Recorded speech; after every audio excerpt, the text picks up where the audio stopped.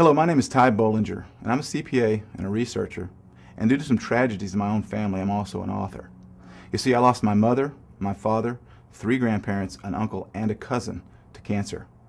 Let me qualify that last statement. The death certificates actually said that they died from cancer, but I believe that they died from the big 3 treatments: chemo, radiation, and surgery. You see, according to Dr. Alan Levin, MD, most cancer patients actually die from chemotherapy. Over the past 16 years, I've spent literally thousands of hours compiling my research, and I've put it all together in one book, which has been called the Bible of Alternative Cancer Treatments. That's my book, Cancer: Step Outside the Box. But I don't really like the term alternative cancer treatments because that insinuates that these treatments are not as good as the primary treatments, chemo, radiation, and surgery, when in reality they are far superior. I want to share a couple stories from people who have read my book and successfully treated their own cancer.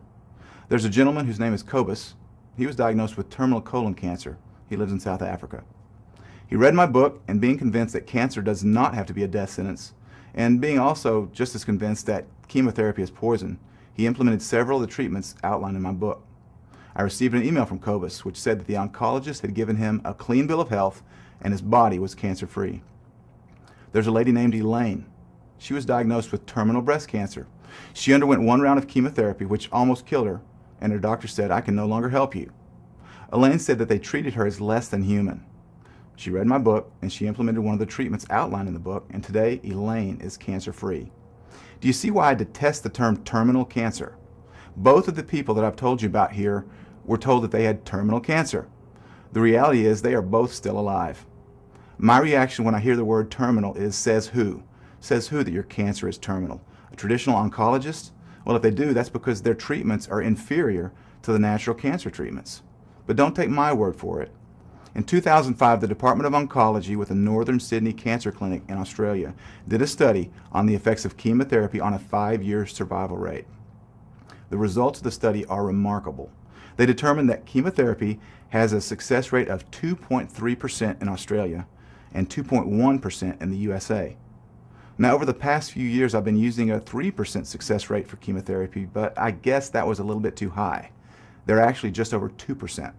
To me, this is unacceptable. That's almost a 98% failure rate.